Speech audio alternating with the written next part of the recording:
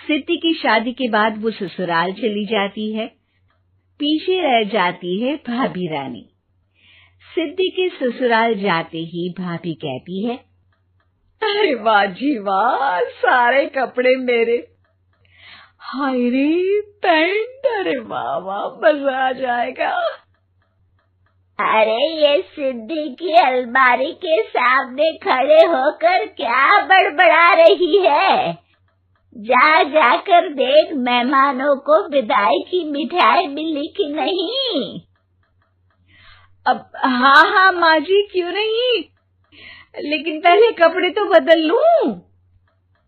अब रानी आ जाती है सिद्धि के उन कपड़ों में जो वो ससुराल जाने से पहले घर छोड़ जाती है। अरे रानी, कुछ दिन रुक जाती। अरे ये तो सिद्धि बिटिया को मैंने ही दिया था, बड़ा ही फबता था उस पर, तुझ पर तो कुछ खास नहीं लग रहा। अब वो ना मेरे सारे कपड़े गीले थे तो सोचा पहन लूं। वैसे भी सिद्धि को कौन सा दिन पुराने आउटडेटेड कपड़ों को पहनना है। वैसे भी ये सूट तो मैंने तभी पहना था, वैसे खास है भी नहीं ये। हाँ ठीक है, लेकिन ना मेरी सिद्धि पर तो जमता था। सारे मेहमान चले जाते हैं और सिद्धि ससुराल से मायके पहली बार आती है। अपना घर, अपना कमरा, अपनी अलमारी। ये बोलकर जैसे ही सिद्धि अलमारी खोलती है तो सामने उसके कपड़ों की जगह कुछ और ही रखा होता है।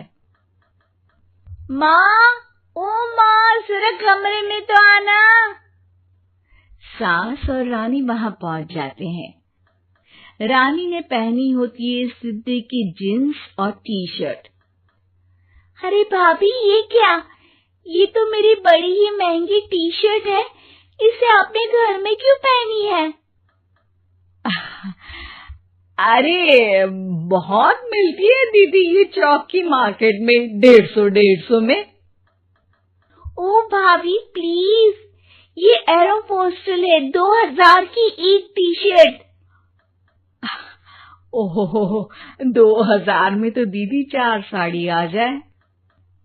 अब क्या बोलूं? भाभी, ये मेरी अलमारी में छोटू के कपड़े, तो मेरे कपड़े कहाँ है? मेरी अलमारी में। अब दीदी आपको कौन से पुराने कपड़े पहनने थे? माना भाभी, लेकिन मैं जब घर आती तो यही सब पहनती ना। अरे तुम तो बड़ी कंजूस हो दीदी। खैर, वक्त आता है जब सिद्धि ससुराल के लिए रवाना हो रही होती है। अरे रानी, अंदर से सिद्धि का गिफ्ट ले आ। लड़की पहली बार ससुराल से मायके आई है। रानी अंदर जाती है और एक सिंपल सी साड़ी लेकर बाहर आ जाती है। ये लीजिए माँ जी। सास बेटी को गिफ्ट देकर ससुराल भेजती है। अगले दिन रानी एक सुंदर सी साड़ी पहनकर सामने आती है। अरे रानी, ये तो वो साड़ी है जो मैंने सिद्धि को देने के लिए दी थी जब वो ससुराल ले जाती, लेकिन ये तूने कैसे पहन ली? अरे माँ जी, ये साड़ी तो मुझे बहुत पहले से ही पसंद थी, लेकिन चिंता ना करिए, मैंने सिद्धि के लिए भी अच्छी सी साड़ी दी है। हाँ। तभी सिद्धि का फोन आता है। क्या माँ, कुछ अच्छा तो दिया होता ससुराल ले जाने के लिए। अरे पहले दिखा दिया होता। ये चमकते हुए पैकेट में नौकरानी वाली साड़ी मत दिया करो माँ।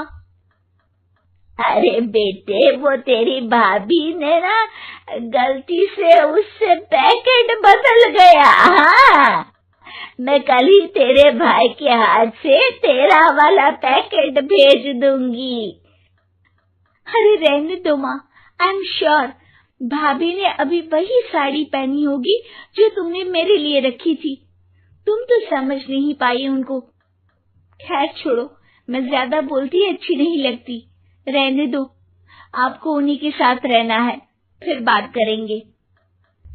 सास को रानी पर गुस्सा आ जाता है। वो उसके कमरे में जाती है जहाँ वो शादी का एल्बम देख रही होती है। रानी, मार्केट जाकर एक ऐसी ही साड़ी लेकर आ। कल प्रतीक जाकर सिद्धि के घर दे आएगा। अरे क्यों माँ जी, कितनी साड़ी देनी है दीदी को? यहाँ कोई सेल लगी है क्या? अरे चुप कर, मेरे बेटी के हिस्से की साड़ी खुद पहन ली, अब ज्यादा ज्ञान बांट रही है। एक दिन सिद्धि का फोन आता है। माँ, मेरी सास ने आज सबको खाने पर बुलाया है। सारे लोग सिद्धि के ससुराल पहुंचते हैं। खाना खाकर वो लोग निकल रहे होते हैं कि सिद्धि की सास सभी को गिफ्ट देती है। अरे बहन जी, बेटी के घर का खाना खा लिया, यही बहुत है जो आप ऊपर से गिफ्ट भी दे रही है। अरे बहन जी, आप भी कहाँ इन बातों पर विश्वास कर रही हैं। सास सभी को गिफ्ट देती है, लेकिन रानी को जो साड़ी देती है वो अजीब सी हरे रंग की लाल रंग के बड़ी छाप वाली होती है।